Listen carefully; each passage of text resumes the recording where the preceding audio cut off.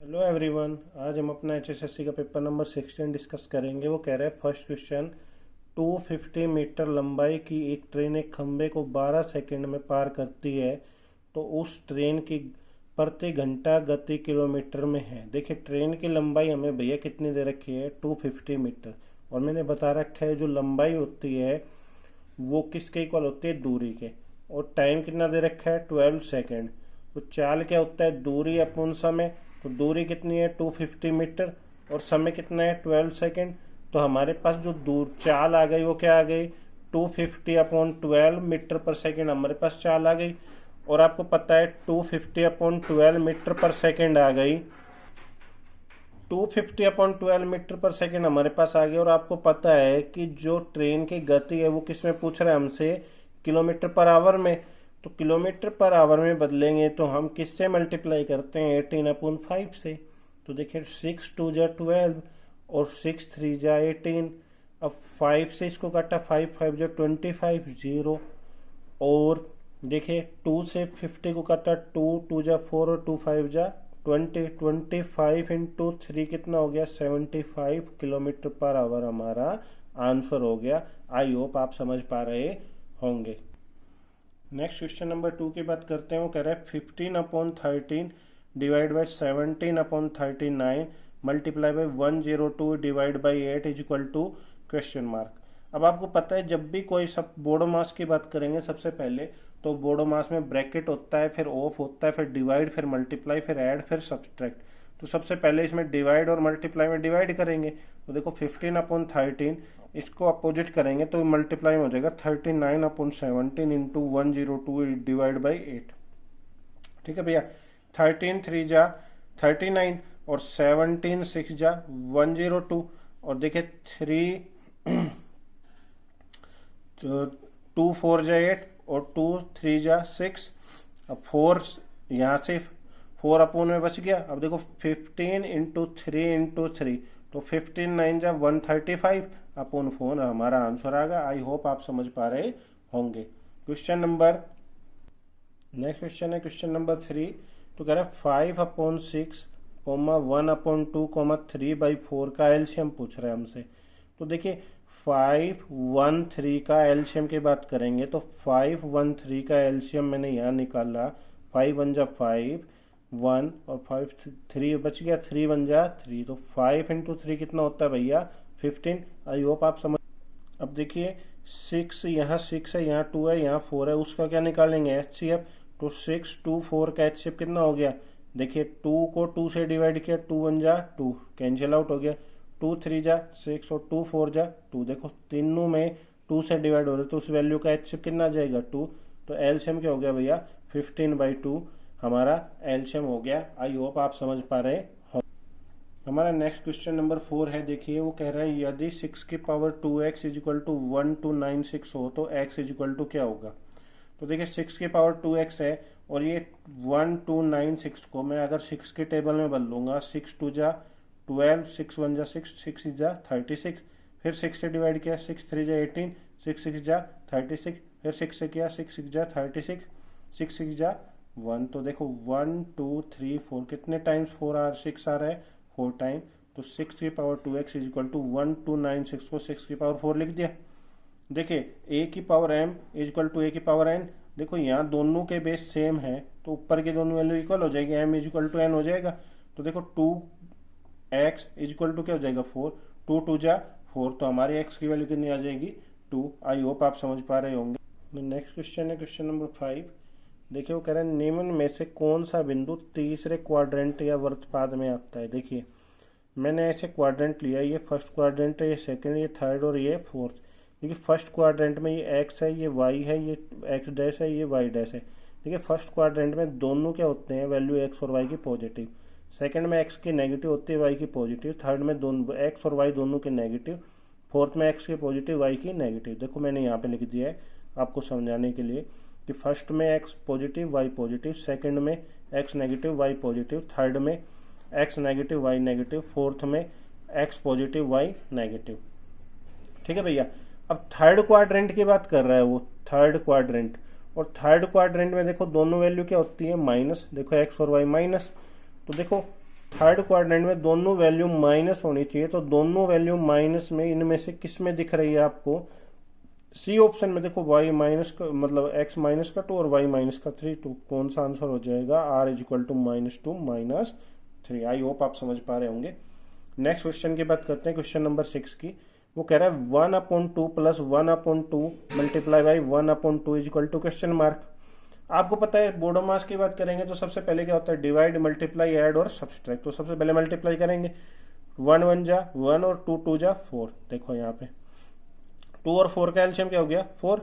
2 2 जा 4, 2 बचा, 2 को 1 से मल्टीप्लाई किया 2, और 4 से 4 डिवाइड हुआ, 1 1 जा 1, तो 2 और 1 3, 3/4 हमारा आंसर हो गया। आई होप आप समझ पा रहे होंगे। नेक्स्ट है हमारा क्वेश्चन नंबर 7। वो कह रहे हैं चारे के गिरने की एक निश्चित संख्या 35 पशुओं को 12 दिन के लिए पर्याप्त है। यदि हर पशु को प्रतिदिन 8 गिरनी चारा दिया जाता है, वही मात्रा की गिरनी 42 पशुओं को रोजाना प्रति पशु 5 गिरनी देने से कितने दिनों के लिए पर्याप्त होगी? देखिए भैया, जब भी इस टाइप का क्वेश्चन होगा तो एक फॉर्मूला यूज करते हैं, M1 D1 T1 upon W1 M2 D2 T2 upon W2। ठीक है, ये M क्या होता है? M इज इक्वल टू होता है आदमी या फिर पशु भी हो सकता है। D1 क्या होता है? डेज मतलब दिन। T1 क्या होता है? टाइम, टाइम मीन्स घंटे में। और W मीन्स होता है कार्य, भाई कोई भी खाने का कार्य कर रहे हैं वो। देखिए M की बात कर रहा है तो कितने पशु है भैया? स्टार्टिंग में 35। कितना चारा खा रहे हैं? 8 गिरनी। 8 से मल्टीप्लाई कर दिया भाई, एक पशु 8 खा रहा है तो 35 कितने खाएंगे? 35 इंटू 8। तो और कितना टाइम दे रखे? 12 दिन। 12 लिख लिया, बटे में 1 कार्य कर रहे हैं। ऐसे कितने पशु हैं? 42। कितना काम कर रहे हैं? कितना गिरनी खा रहे हैं? 5 गिरनी। तो 5 से मल्टीप्लाई कर दिया, D2 निकालना है, और W1 एक कार्य कर रहे हैं। देखिए 7 के टेबल में 7 5 जा 35 और 7 6 जा 42। 5 से 5 कैंसिल आउट हो गया, 6 2 जा 12, 8 इंटू 2 कितने हो गए? 16। तो कितने दिन में खा लेगा भैया? 16 डेज में। आई होप आप समझ पा रहे होंगे। क्वेश्चन नंबर अपना नेक्स्ट है 8 में कह रहा है यदि दो वृत्तों की त्रिज्याओं का अनुपात 3:2 है तो उसके आयतन का अनुपात क्या है? देखिए त्रिज्याएं कितनी है भैया? 3:2 है। ठीक है, और क्षेत्रफल क्या होता है? क्षेत्रफल देखो, वृत्त होता है तो कभी भी उसका आयतन नहीं होता। वृत्त क्या होता है? 2 डायमेंशन का होता है, और 2 डायमेंशन में क्या निकलता है? हमेशा क्षेत्रफल। और 2 डायमेंशन में क्षेत्रफल निकलता है तो क्षेत्रफल का फॉर्मूला क्या होता है? πr²। ठीक है, आयतन नहीं होता। तो त्रिज्याएं 3:2 है तो उसका क्षेत्रफल क्या हो जाएगा? πr²। r क्या है पहले? 3, तो 3 का स्क्वायर रेशो πr। r क्या है? 2, 2 का स्क्वायर। पाई से पाई कैंसिल आउट हो गया। 3 की पावर 2 कितना होता है? 9, और 2 की पावर 2 कितना होता है? 4। तो 9:4 हमारा आंसर हो जाएगा। आई होप आप समझ पा रहे होंगे। नेक्स्ट हमारा क्वेश्चन नंबर 9 है। वो कह रहा है यदि ट्रायंगल ABC में ABC 90 degree, angle BAC 45 degree, AB is equal to 1 centimetre हो तो साइन 45 की वैल्यू पूछ रहा है हमसे। देखो मैंने ऐसे ट्रायंगल बना दिया ABC। AB की वैल्यू 1 सेंटीमीटर है, BC की हमें निकालनी है, और AC भी हमें नहीं पता। देखो एंगल ABC में B की वैल्यू कितनी है? 90 डिग्री, तो 90 डिग्री, और BAC इस एंगल की वैल्यू कितनी है? 45। तो ये कितना बच गया? 45। देखिए साइन 45 की बात कर रहा है। साइन क्या होता है? लंब बटे कर्ण। तो लंब कितना है अपने पास? AB, और कर्ण क्या है अपने पास? AC equal to sine 45। तो AB कितना है हमारे पास भैया? 1। ठीक है, AC हमें फाइंड आउट करना है। साइन 45 की वैल्यू क्या होती है? 1/√2। ये 2 इसके मल्टीप्लाई में जाएगा तो AC की वैल्यू क्या होगी? 1/√2। अब आपको पता है भैया कि साइन 45 क्या होता है? AB/AC। तो एक की वैल्यू क्या आ गई? 1, और C की वैल्यू क्या आ गई? √2। तो 1/√2 ही हमारी साइन की वैल्यू हो जाएगी। अब आप डायरेक्ट भी लिख सकते हैं, साइन 45 की वैल्यू क्या होती है? 1/√2। आई होप आप समझ पा रहे होंगे। क्वेश्चन नंबर 10 की बात करते हैं। वो कह रहा है यदि P + Q is equal to 9 है और P × Q 20 है तो P - Q की पावर 2 की बात कर रहा है। देखो मैंने 20 के फैक्टर कर लिए। 4 5 जा 20, 5 5 जा 1, 4 × 5 कितने हो गए? 90। देखो 4 × 5 सॉरी 5 × 4 कितने हो गए? 20, और 4 + 5 कितने हो गए? 9। ठीक है भैया, जो पहली वैल्यू होती है बड़ी वो 5 होती है, और छोटी है वो क्या है? 4। ठीक है, तो बड़ी वैल्यू मैंने 5 ले ली और छोटे मैंने 4 ले ली। तो 5 - 4, क्योंकि P की वैल्यू 5 है और Q की कितनी लिया? 4। 5 - 4 कितना हो गया? 1। 1 का स्क्वायर क्या होता है? 1। आई होप आप समझ पा रहे होंगे। क्वेश्चन नंबर अगला है अपना 11। 11 नंबर क्वेश्चन में बात कर रहा है, यदि 24 सेंटीमीटर की एक रस्सी एक वृत्त के केंद्र बिंदु से 5 सेंटीमीटर की दूरी पर हो तो उस वृत्त की त्रिज्या ज्ञात कीजिए। देखिए मैंने सर्कल बना दिया, एक रस्सी मैंने ये ले ली 24 की, और इस पॉइंट से यहाँ पे कितने 5 सेंटीमीटर, तो कह रहा है त्रिज्या, तो हमें नहीं पता, मैंने ऐसे ऐसे डॉट लगा दिया। ये 5 है, ये पूरी 24 है, तो भाई हाफ कितनी हो जाएगी 12, ये 5 है। ये अपने को करंट निकालना है, तो करंट क्या होता है, लंब का स्क्वायर प्लस आधार का स्क्वायर। तो लंब का अपने पास 5 वैल्यू है और आधार कितनी है 12, तो 5 का स्क्वायर प्लस 12 का स्क्वायर कितना हो गया भैया 25 प्लस 1 44 के स्क्वायर, तो 169 आ गया। के इधर जाएगा तो रूट में कितना आ गया 13। या आप डायरेक्ट भी कर सकते हो, कभी भी कोई भी रेशियो तो 5 12, तो अगला क्या आएगा 13 का।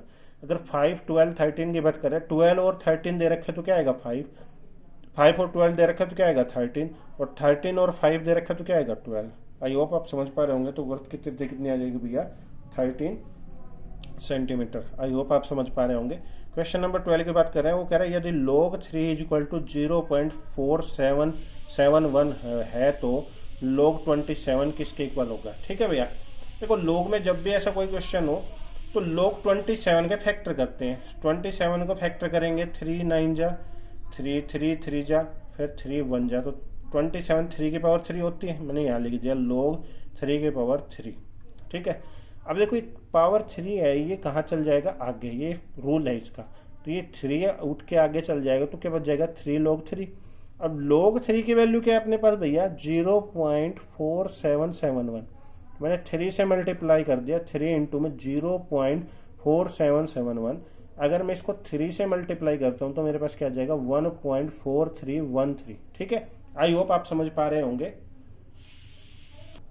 हमारा लास्ट क्वेश्चन है गाइज आज का, वो कह रहा है 13 नंबर क्वेश्चन में, वो कह रहा है ABC ने एक व्यापार के लिए क्रम से 75,000, 19,000 तथा 1,05,000 रुपये निवेश किए। यदि साल के अंत में B अपने मुनाफे में हिस्से में से 12,000 रुपये पाता है तो उस साल कुल मुनाफा कितना था। ठीक है भैया, देखो A कितना है भैया, A की वैल्यू 75,000, B की 90,000, C की वैल्यू 1,05,000।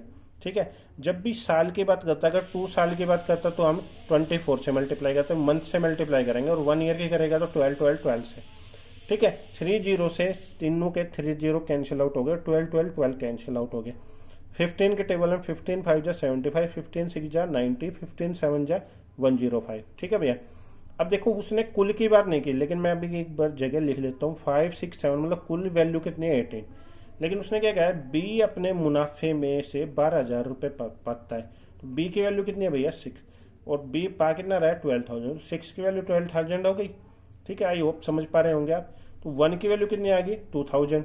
ठीक है, और कुल की बात कर रहा है, देखो लास्ट में कुल मुनाफा, तो कुल की वैल्यू कितनी थी 18, तो 18 के सामने कितने हो जाएंगे 18 इंटू 2,000, तो 18 इंटू 2,000 कितने हो गए 36,000, तो कुल मुनाफा कितना हो गया 36,000, हमारा आंसर आ गया।